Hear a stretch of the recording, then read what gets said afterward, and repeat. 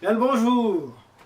Depuis que j'ai commencé mon stage en février, on me pose souvent la question qu'est-ce que tu fais à Suez? Qu'est-ce que tu achètes? Qu'est-ce que Suez?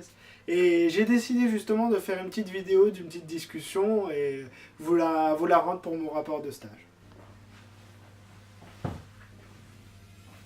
Salut. Hey, salut Romanis, comment tu vas? Ça va bien et toi?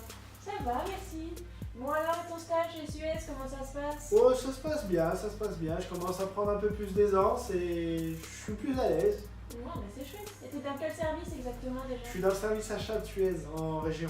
Ah, bah ça va, c'est intéressant. Bon, ça va la première partie? Bon, maintenant on va voir le service achat. Allez, bonne vision! En fait, c'est quoi le service achat? Vous achetez quoi? Nous, on est dans le service achat en région. On s'occupe des achats ponctuels et récurrents de l'entreprise. On est divisé en trois pôles, donc PMR réseau, PMU usine et PAI indirect. Bon, bien sûr, il faut voir que depuis février, je me suis pas ennuyé, hein. On va voir mes missions. Bon, et c'est quoi tes missions à Suez? Ma première mission était de faire un PowerPoint général de présentation du service achat en Nouvelle-Aquitaine. J'y ai inclus le nombre de contrats cadres, les fournisseurs stratégiques, les segments, les dépenses par segment et les dépenses par sous-segment. Ma deuxième mission était de traiter les demandes d'achat. Donc on les reçoit sur un logiciel, on doit veiller au respect de la gouvernance achat Suez. Ma troisième mission, la première mission critique, était les bons d'appro. Les bons d'appro, c'est un peu le principe d'un chèque en blanc. Suez donne ses bons d'appro à ses collaborateurs pour leur permettre d'acheter justement du matériel en cas de panne. Et je devais gérer ces bons d'appro-là. Donc les recevoir, enfin passer les commandes, les attribuer et suivre les dépenses faites avec ces bons d'appro-là. J'ai eu des missions diverses au fur et à mesure, des missions diverses qui m'ont permis de prendre la main, donc de chercher un fournisseur, de préparer le cahier des charges, de lancer la consultation, d'analyser la consultation et par la suite faire un rapport de choix. J'ai eu à le faire sur des voitures électriques, sur des panneaux à Libourne, sur des pompes à eau pour une usine dans la Creuse. Voilà, c'est intéressant. C'est des dossiers qui te permettent de prendre la main sur le service achat. J'ai aussi dû travailler sur des missions beaucoup plus importantes, comme par exemple le dossier de démolition que j'ai fait avec mon collègue du PMU bien sûr, du pôle métier usine, qui représente à peu près 400 000 euros de dépenses. Donc en fait, c'était un dossier de déconstruction. On a dû préparer les documents de consultation, lancer la consultation, analyser la consultation dans le moindre détail, préparer notre négociation, négocier avec les fournisseurs et après rendre notre rapport de choix à ce qu'on appelle chez nous les clients internes. Là, actuellement, je suis en train de travailler sur le lancement d'un appel d'offres d'un déménagement.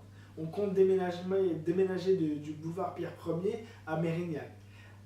À côté de ça, on a un autre dossier, qui dit déménagement dit ameublement. Donc, je suis aussi en train de travailler sur l'ameublement de notre futur bâtiment. Et à côté de ça, encore une fois, je travaille sur qu'est-ce qu'on va faire des anciens meubles.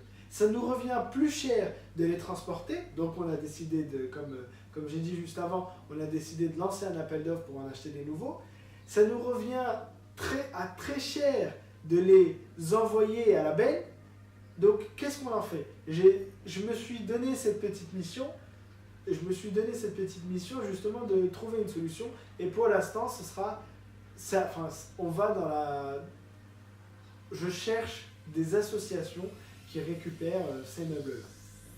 Non, bah ça va, c'est intéressant quand même. C'est que du positif depuis tout à l'heure quand même, de ce que j'entends.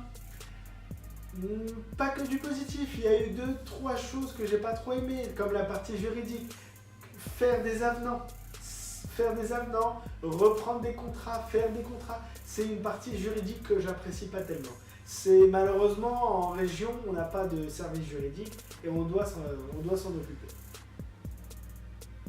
J'ai à côté de ça une autre mission qui m'a un peu perturbé, c'est rappeler à l'ordre nos fournisseurs. Je sais que c'est une mission essentielle de l'acheteur, mais ça me met un peu mal à l'aise de rappeler à l'ordre un fournisseur qui ne respecte pas les clauses du contrat.